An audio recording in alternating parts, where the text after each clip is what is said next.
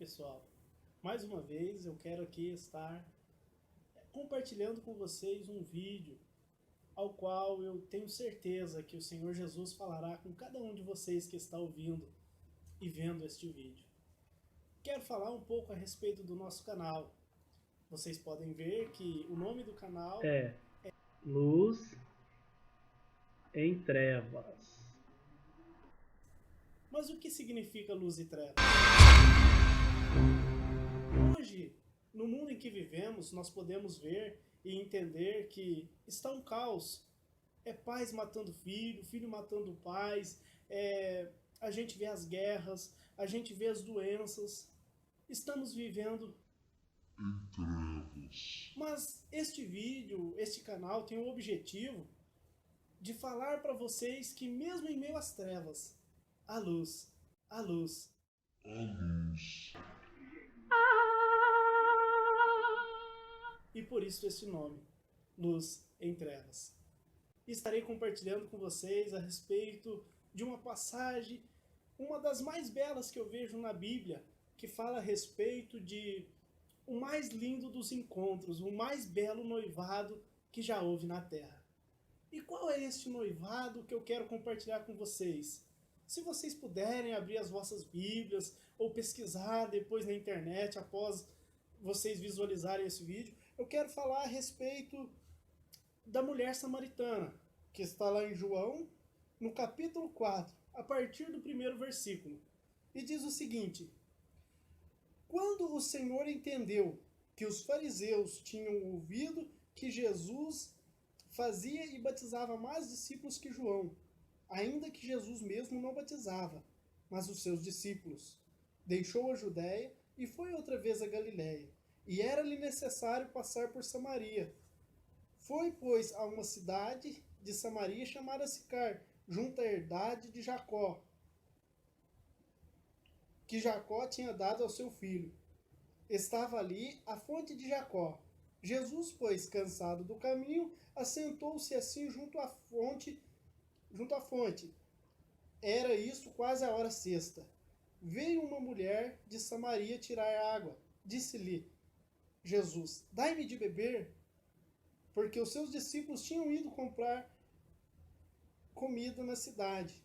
Disse-lhe, pois, a mulher samaritana: como sendo tu judeu me pedes de beber a mim, que sou mulher samaritana?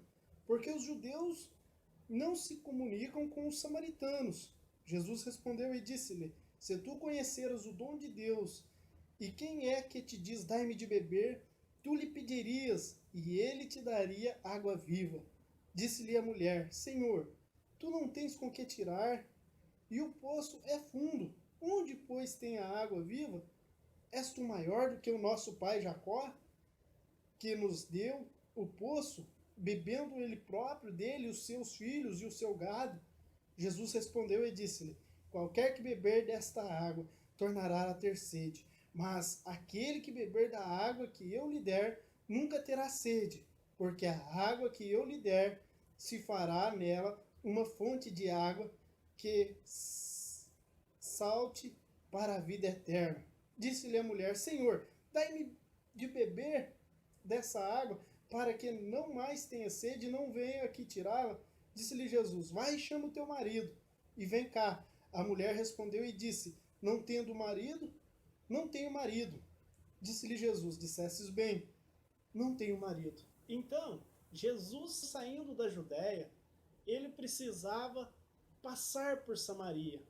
Quando Jesus entendeu que os fariseus sabiam que ele estava ali batizando, Jesus ele saiu. E eu quero me parar um pouco aqui neste versículo e imaginar quantas vezes nós precisamos sair de um local onde nós gostamos. Quantas vezes nós precisamos de deixar aquilo que estamos fazendo para fazer algo diferente. O nosso Jesus, ele sendo 100% homem e 100% Deus, ele precisou deixar a obra que ele estava fazendo ali, onde seus discípulos batizavam as pessoas. Ele precisou sair da Judéia, né? E para ir para Galiléia, ele precisava passar por Samaria, ele tinha que passar. Quantas vezes precisamos de passar por situações que não queremos passar? A Bíblia nos relata que ele precisava de passar, que ele tinha que passar, que não era um querer dele. A Bíblia é bem clara ao nos falar isso. Ele precisava passar por Samaria. E passando ali, chegando em uma cidade chamada Sicar, encontrou um poço, aonde ele se encostou para descansar. Aqui nós temos uma imagem clássica simbolizando ou até mesmo fazendo uma alusão de quando Cristo ele parou perto daquele poço e ali descansava enquanto seus discípulos foram buscar comida para eles se alimentarem. E neste momento, quando ele descansava ali, veio uma mulher samaritana buscar água no poço. E o que eu entendo, através de alguns teólogos, é que o poço de Jacó ficava a mais ou menos a 800 metros na região sudoeste da aldeia de Sicar.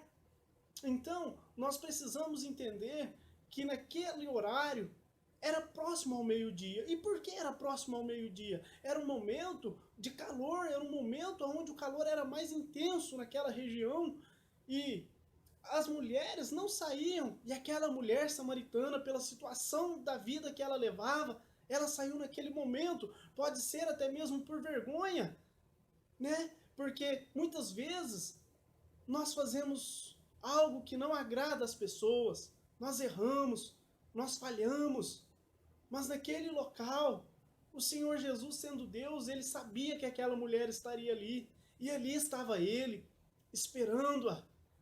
E ao chegar naquele local, Jesus disse àquela mulher: dai-me de beber. E aquela mulher disse: como pode tu, sendo um judeu, falar com um samaritano? Em alguns estudos que eu fiz, eu sei que há momentos, naquela região, há divergências políticas e religiosas, onde os judeus querem adorar no monte específico ali do país deles, bem próximo, e aonde os samaritanos querem orar ali no Monte Gerizim. Há divergências religiosas. Nós podemos entender que havia uma divergência política e religiosa daquela região, dos judeus com os samaritanos. Havia uma separação entre eles. E essa separação simboliza o pecado. Ah, irmão, mas aonde você encontrou isso? Na Bíblia não fala isso, que essa situação mostra essa, mas eu posso entender que a separação entre os judeus e o povo samaritano simboliza o pecado. Por quê? Porque Deus criou o homem para ele se relacionar. Deus criou o homem para ele ter uma relação entre ele e entre as mulheres. E nós precisamos ter uma relação. E o pecado separou aquele povo. Mas ali estava um homem que podia restaurar todas as coisas. O Senhor Jesus, ele é o Senhor que restaura tudo aquilo que está destruído. E como eu posso afirmar isso? O Senhor Jesus, ele pega o mais pobre e miserável e faz deste homem um príncipe. Ele pega a maior prostituta e faz dela uma princesa. Nós podemos entender isso através da vida de Maria Madalena, onde apresentaram a Jesus e disse, Jesus disse, aquele que não tiver pecado, atire a primeira pedra. E quem atirou? Todos nós somos pecadores. Havia uma separação ali, havia ideologias diferentes, mas Jesus é o Senhor que une todas as coisas. Jesus é o Senhor que faz todas as coisas perfeitas. E aqui nós vemos o mais lindo dos encontros. De que encontro eu estou falando? De que noivado é este? O noivado de Jesus com a igreja. O noivado de Jesus com a igreja. Que noivado é esse? Assim que entrou o pecado no mundo, Deus fez uma aliança. Ali Deus falou que, como nós vemos em Hebreus, que como por um homem entrou o pecado, por um homem também sairá. Jesus Cristo é o Senhor, é o noivo. Nós vemos isso em Mateus 22, a partir do versículo 1 até o versículo 14, que o reino dos céus é semelhante a um rei, a um rei que preparou um banquete, preparou uma mesa e saiu em busca daqueles que eram seus. Mas os seus não quiseram. E o que aconteceu nessa situação? O Senhor mandou os servos. Estes servos simbolizam os profetas. Nós que pregamos o Evangelho. E as nações pegavam e matavam eles. E o Senhor se irou. Por que eu estou falando sobre isso? Para nós entendermos que Jesus Cristo ele veio para os judeus. Mas ele veio para os samaritanos também. E também veio para nós que éramos gentios. Eu estou falando de um noivado perfeito. O Senhor encontrou ali com a mulher samaritana. Ela não o conhecia, mas ele a conquistou. De que forma ele a conquistou? Com as palavras da vida eterna que provinha de Deus. Jesus disse a ela: se tu soubesses quem fala a ti, mulher, tu pedirias e eu te daria água viva. Tu pedirias e eu te daria uma água a qual você nunca mais teria sede. Como ela sofria muito para ir buscar água, que era uma das tarefas da mulher no cotidiano daquela época, buscar água a 800 metros, quase 1 quilômetro. Então nós entendemos que ela queria a água viva, mas a água viva que ela queria não era uma água normal como essa que nós bebemos. Era uma água que brotava da alma, e essa água só pode brotar em nossas vidas através do Espírito Santo, através de Jesus, através de Deus. E o que eu entendo com essa situação é que ela falou: dai-me de beber. Jesus Cristo, sendo onipresente e onipotente, disse: vá e traga o seu marido. E nesse momento, uma das lições mais importantes que eu aprendi da minha vida. E que lição é essa? Que não importa o estado que nós estamos, em vez de nós confessarmos ao nosso próximo, ao nosso irmão, devemos confessar a Jesus. Essa mulher confessou a Jesus as suas falhas e as suas fraquezas. Como ela confessou a Jesus? Ela disse: Senhor, eu não tenho marido. E Deus sabendo, Jesus sabendo que não era o primeiro marido, o que ela disse? O que ele disse? Dissestes bem, porque tu já tiveste 5 maridos, e o que agora tens não é teu. Então, ele conhecia a fama dela não por pessoas falar, mas porque ela reconheceu a sua falha, ela reconheceu o seu pecado, de forma que ela falou: Senhor, eu não tenho marido. E ele confirmou: não tem. Então nós precisamos nos humilhar, nós precisamos nos entregar e reconhecer que nós precisamos de ajuda. Ela precisava da água viva para refrigerar a alma dela. Sabe por que muitas vezes nós corremos de um lado para o outro, procurando uma satisfação? O ter é melhor do que o ser. Sabe por que a humanidade está nessa situação? Porque há um vazio dentro de nós. E a mídia nos impõe, o governo nos impõe que o ter é melhor do que o ser. Nós precisamos ter para ser alguém. Mas eu digo para você, você precisa ser para ser alguém, para ser completo. Ser o quê? Ser cheio do Espírito de Deus, ser cheio da graça de Jesus, ser cheio do poder de Deus. Sabe por quê? Este vazio quem vai completar é só Jesus. O vazio que você sente, aquilo que você sente, assim, aquela angústia, é só Jesus que pode tirar. Eu não posso tirar, mas o nosso Jesus, o nosso Senhor, Ele pode. E naquele momento, sabe por que ela ficava com o marido um pouco, largava, ia para outro? Porque ela sentia algo, sentia falta. Ouvi uma certa pregadora pregando, Bianca Toledo, e ela dizia que o vazio da nossa alma é do tamanho de Deus. O vazio que está em nossas vidas é do tamanho de Deus. Então, quem pode completar este vazio não vai ser muitas mulheres, não vai ser drogas, não vai ser bebida, não vai ser carros luxuosos, mas vai ser Jesus. A Bíblia nos mostra um Jesus que é tremendo, que é manso, que é humilde, que é abençoador e que todo o poder está em suas mãos. Então, humilhe-se, confesse a Jesus. E este é o mais belo dos encontros, o mais belo dos casamentos, E este casamento, ele produz fruto. E como produz fruto? Olha o que aconteceu com essa mulher. Ela foi.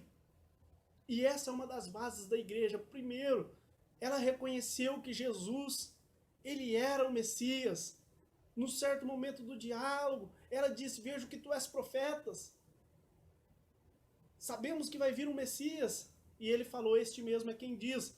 E ela foi chamar a aldeia. E este noivado, este relacionamento, gerou fruto. Ela se converteu de verdade e saiu até a sua aldeia e falava: venha, não é este o Messias? Ela foi anunciar o evangelho da paz. Então, o que eu vejo com isso? Que em uma união se há filhos. E como eu posso afirmar isso? Porque a multidão veio ter. E aonde Jesus está, as pessoas mudam de situação. Aonde Jesus entra, a estrutura é abalada, a estrutura é mexida.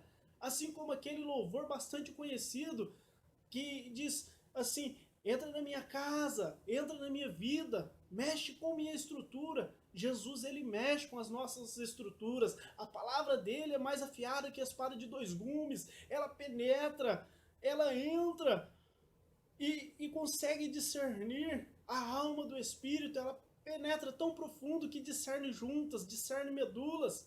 E a alma e o espírito, a palavra de Deus, ela consegue fazer uma mudança que nós precisamos, que nós não vamos encontrar em psicólogos, que nós não vamos encontrar em doutores, que nós não vamos encontrar no nosso amigo, que nós não vamos encontrar em nossos familiares.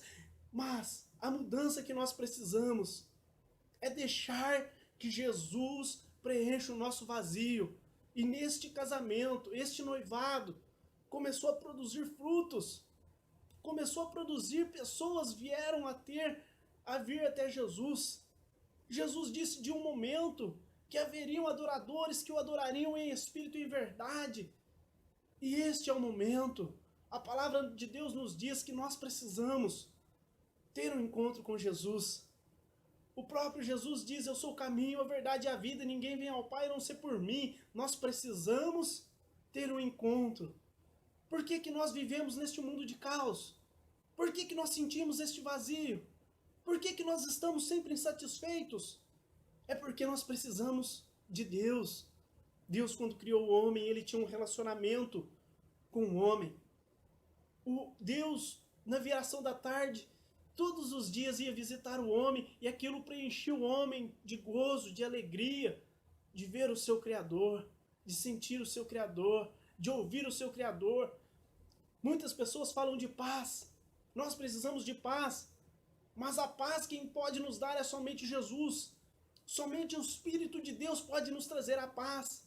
Quando nós reconhecermos que somos pecadores e que a razão não é nossa, mas é do Mestre, que Ele tem a razão, no momento que nós deixamos a nossa razão, o nosso ego, e começamos a adorar Jesus, nós começamos a olhar para as pessoas diferente. E que olhos são esses? Olhos de amor, olhos de paz. Nós não podemos julgá-los, porque com a mesma medida com que formos julgados, nós seremos julgados. Mas nós precisamos ajudá-los. E como ajudá-los? Falando do amor de Deus, falando do amor do Senhor. E qual é o noivado que um dia vai se concluir em um lindo casamento? Este é o noivado. A mulher samaritana simboliza a igreja. Jesus Cristo é o noivo. E um dia será o esposo da igreja. A igreja está se preparando para um grande evento, que é o arrebatamento. A igreja está se adornando, a igreja está se santificando, a igreja está mudando a sua posição. E eu tenho mudado a minha posição? Como eu devo mudar a minha posição? Entrando em santidade, entrando num novo nascimento, sendo regenerado, transformando a minha mente, não olhando para as coisas terrenas. É necessário dinheiro para vivermos? É necessário. Mas aonde está o meu coração? O meu coração tem que estar na vida eterna.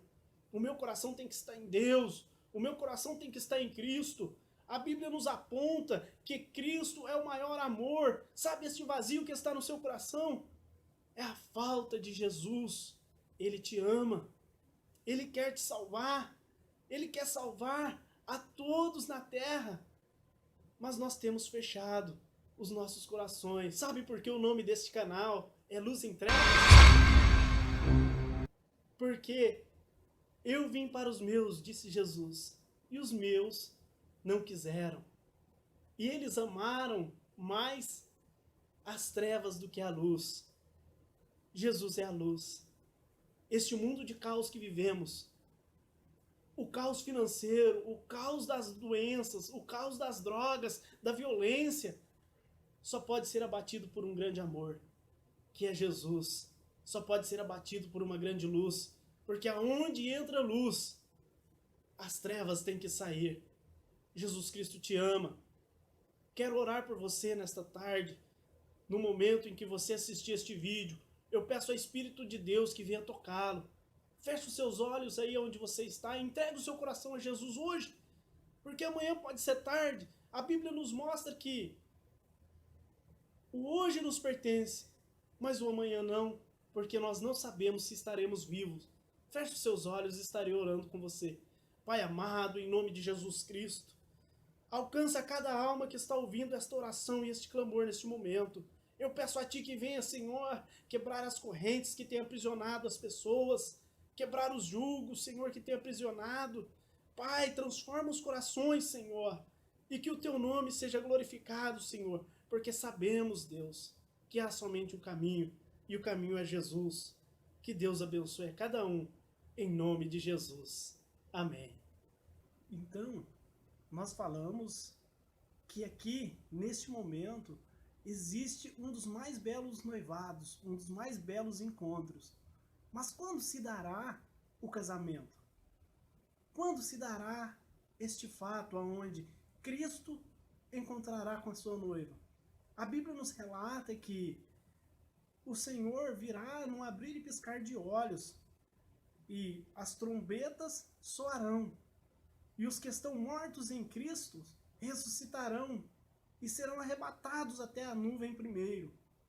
E logo após nós que estamos vivos, o apóstolo Paulo assim dizia, que os mortos serão arrebatados primeiros, e logo após os mortos nós seremos arrebatados até as nuvens, e encontraremos com o Senhor da glória ali nas nuvens. Só que neste momento haverá um casamento, que serão 7 anos de festa, aonde nós nos assentaremos junto com o rei, está em Apocalipse.